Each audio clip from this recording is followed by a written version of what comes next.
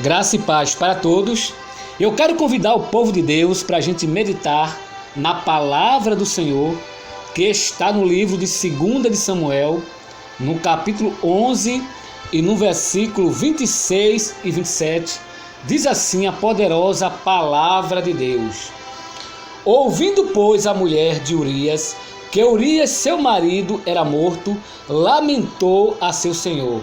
E passando luto, enviou Davi e a recolheu em sua casa, e lhe foi por mulher, e ela lhe deu um filho. Porém, essa coisa que Davi fez pareceu mal aos olhos do Senhor. Meus amados, a mensagem que eu vou transmitir para você nesta manhã tem como título: Ainda bem que Deus vê tudo. Nós sabemos que para que o homem ele possa ver as coisas espirituais, para que o homem tenha a ciência das coisas que está acontecendo, o homem ele tem que estar pelo Espírito Santo de Deus. O homem ele tem que ter o colírio de Deus nos seus olhos. Mas o nosso Deus, ele não precisa ter colírio nos olhos, porque Deus, ele é onisciente, ele é onipresente, ele é onipotente, ele sabe de tudo, ele vê tudo, ele está em todos os lugares, mas ao mesmo tempo.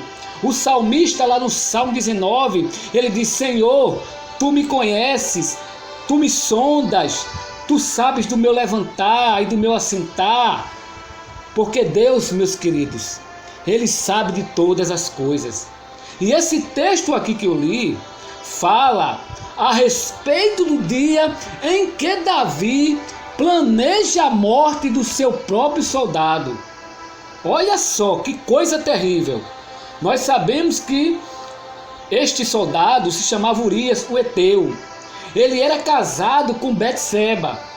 E eu fiquei aqui, meus amados, pensando: meu Deus, Davi, homem segundo o coração de Deus, homem de guerra, homem escolhido, ungido, aclamado pelo povo, e agora Davi está articulando a morte do seu próprio soldado.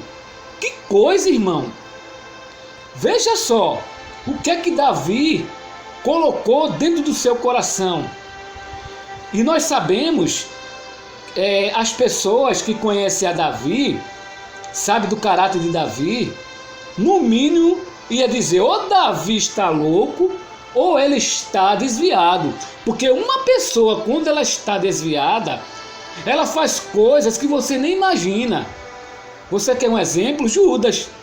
Judas andava com Jesus, Judas comia na mesa com Jesus, mas Judas era um desviado.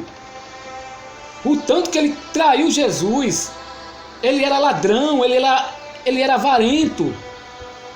E a palavra do Senhor nos fala também, irmãos, que quando uma pessoa ela está desviada dentro da igreja, que a gente sabe que tem muitas pessoas desviadas na igreja, ela faz coisas também assim, dessa maneira, tudo nas escondidas, querendo machucar o seu irmão, querendo que seu irmão saia do ministério, querendo puxar o tapete do seu irmão, é aquela inveja contra o seu irmão.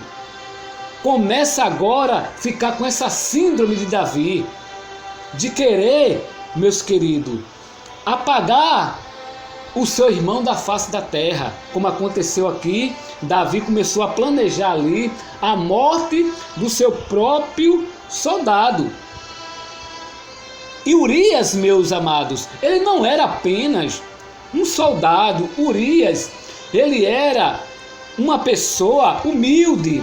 Urias, ele era leal a Davi. Você sabe o que é uma pessoa leal?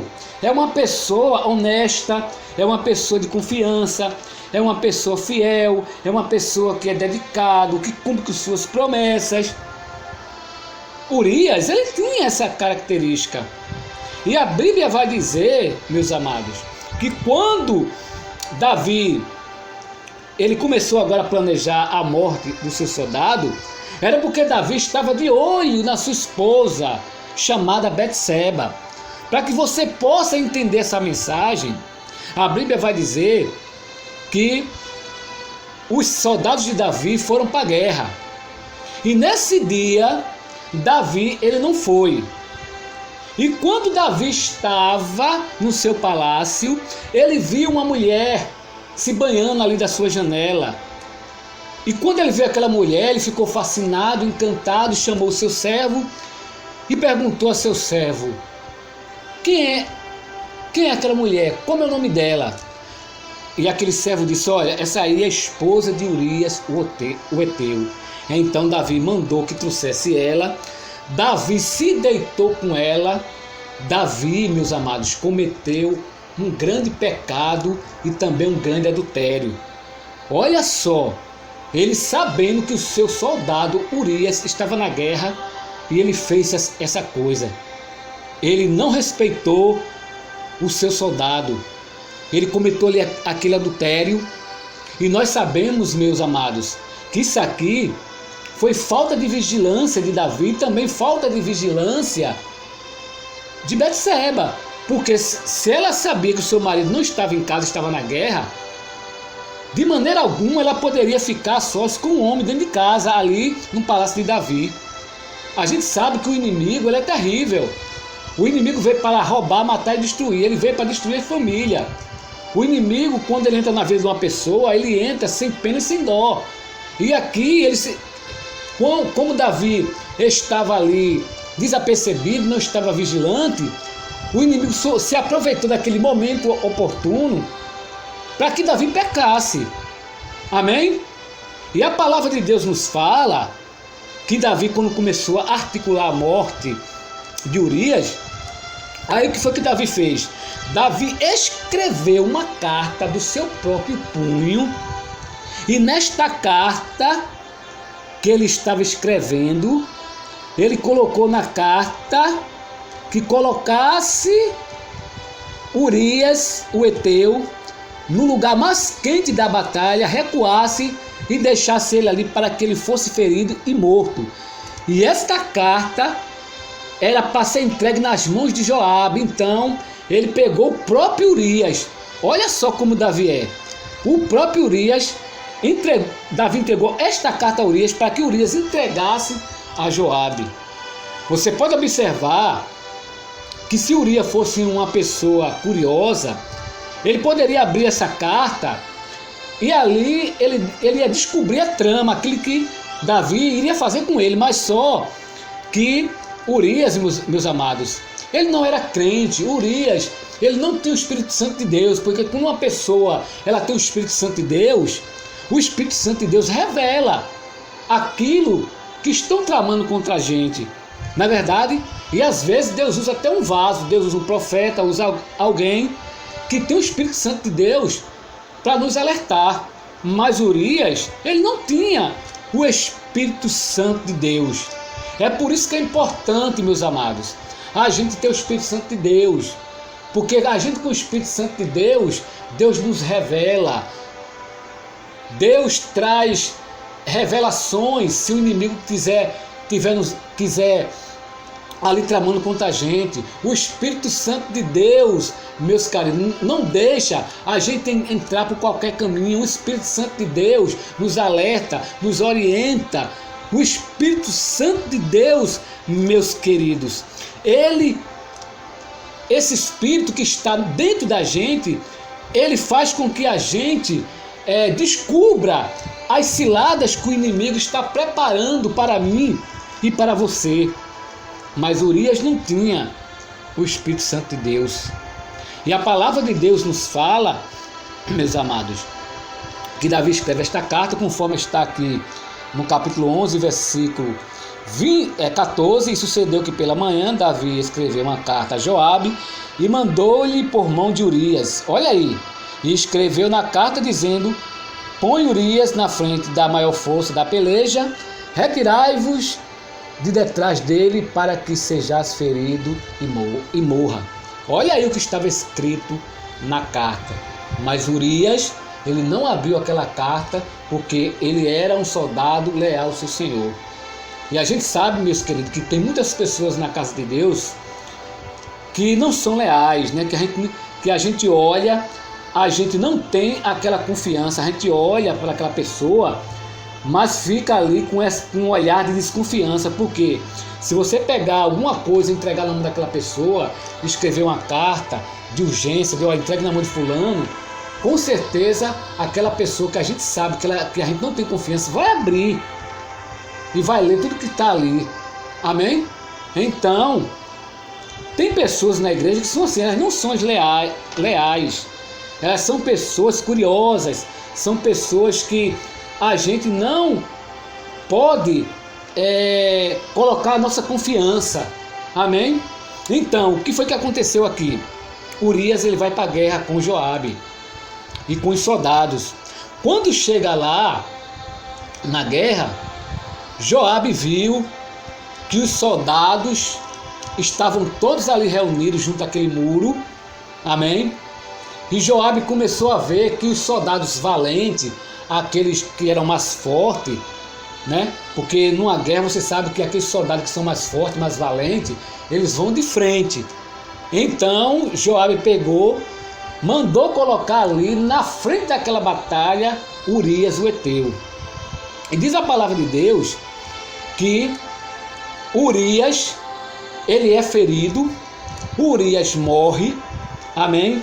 E quando Urias é morto, então, conforme está no versículo aqui 16, Joabe, ele foi chamou os seus,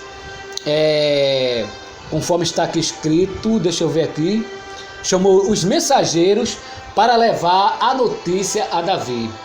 E quando ele chega, aquele soldado chega até Davi, eles começam ali a dizer que ali naquela guerra os seus inimigos prevaleceram contra eles, e ali Urias o Heteu, ele foi ferido e morto.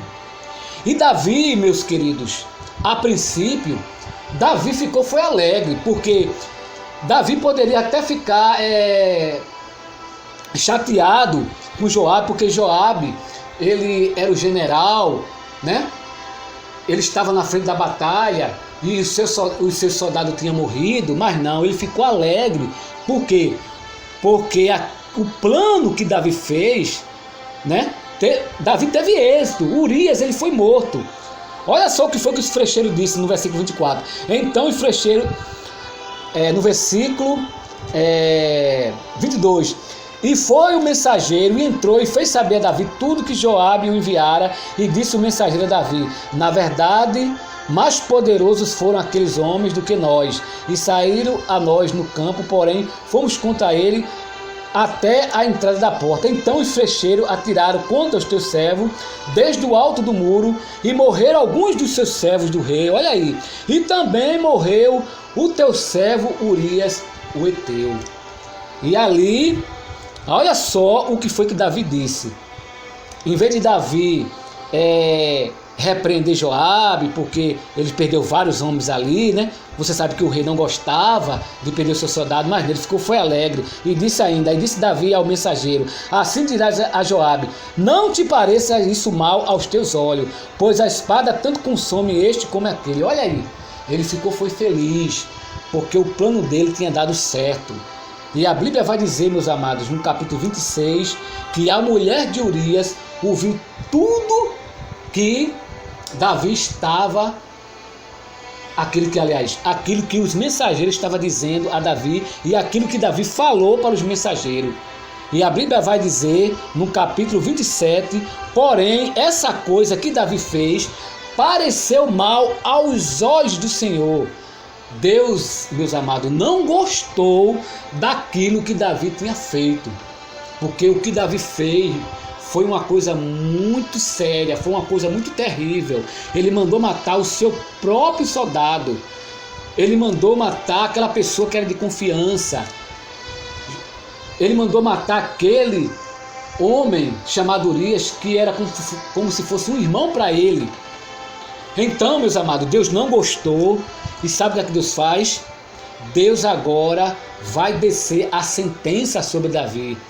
Deus agora manda o profeta Natan ir até o encontro de Davi para repreender Davi, porque Davi estava cego espiritualmente. E quando o profeta chegou, o profeta Natan foi até o encontro de Davi, ele chega até Davi e começa a contar uma história. Olha aí como é que Deus faz, né? Para que na hora que Natan começasse a contar aquela história, Davi abrisse seus olhos espirituais. Ele começou a dizer, ó, o rico, tinha um homem rico numa cidade, e ele tinha muitas ovelhas, muitas vacas, e apareceu ali, naquela cidade, um homem, um viajante, e este viajante se hospedou ali na casa daquele rico. Olha só aqui, conforme o versículo 4, e vindo um viajante ao homem rico, deixou este tomar das suas ovelhas, das suas vacas, para guisar para o viajante que viera a ele, e tomou o cordeiro do homem pobre aí, e a preparou para o homem que viera a ele. Então, o que foi que o homem rico fez? Em vez de pegar uma das suas ovelhas e fazer um guisado para aquele viajante, ele foi até o homem pobre, olha só, tomou aquela única ovelha que aquele homem tinha, e aquele homem pobre tinha aquela ovelha como se fosse uma filha para ele. Então ele mandou matar e preparou para aquele viajante. Aí, meus amados, olha só o que foi que o profeta falou para Davi, todas essas palavras. Então, quando o profeta terminou de falar isso, então o furor de Davi se acendeu em grande maneira contra aquele homem, e disse a Natan, Davi dizendo para Natan, vive o Senhor, que é digno de morte o homem que fez isso. Olha, Davi, ele estava tão cego espiritualmente que ele não entendeu a mensagem do profeta Natan. Ele disse, este homem é digno de morte. Aí o profeta olha para ele e disse, olha, tu sabe quem é este homem? Este homem és tu.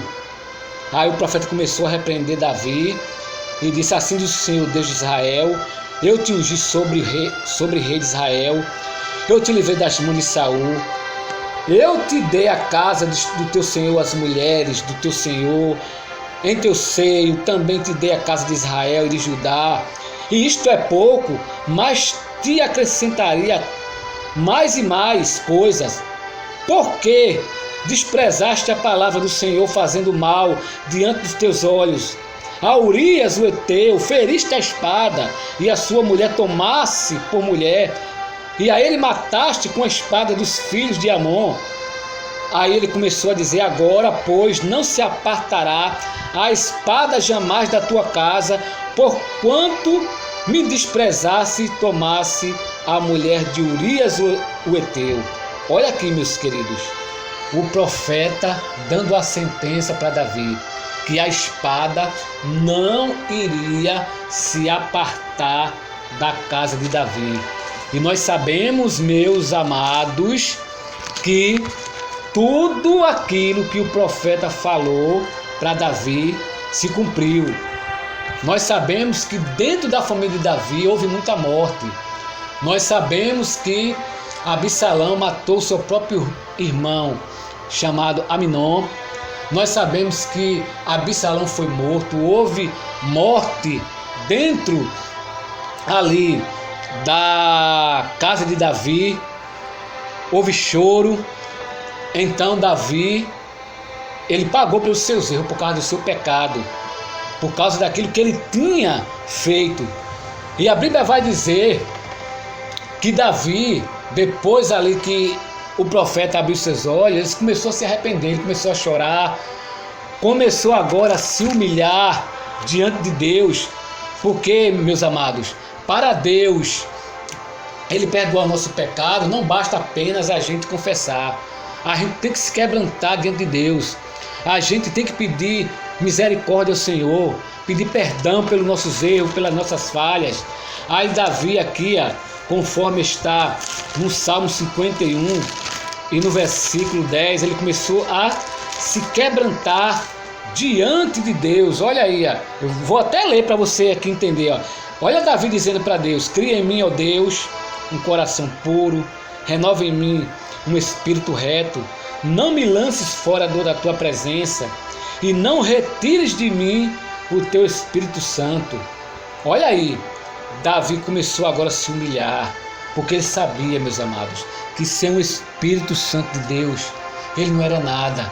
Sem o Espírito Santo de Deus, não tinha como ele guerrear. Sem o Espírito Santo de Deus, ele não tinha como vencer os seus inimigos. Sem o Espírito Santo de Deus, ele não tinha sabedoria para guiar o povo. Sem o Espírito Santo de Deus, as pessoas não iam respeitar Davi.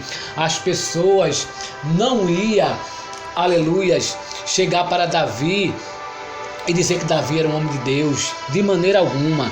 Davi tinha que ter o Espírito Santo de Deus, porque com o Espírito Santo de Deus ele ia guerrear, ele ia ser um vencedor, ele ia ser um guerreiro. Então ele teve aqui agora de se humilhar e pedir perdão a Deus por tudo aquilo que ele fez.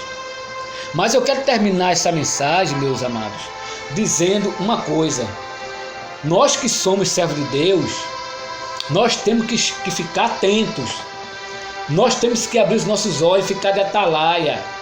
Sair de perto daqueles que são covardes, aqueles que estão perto da gente, mas querendo nos prejudicar. Temos que ter cuidado, porque nem todo mundo que se aproxima da gente, que diz que é de Deus, mas na verdade não é de Deus. Nem todos aqueles que usam paletó é crente.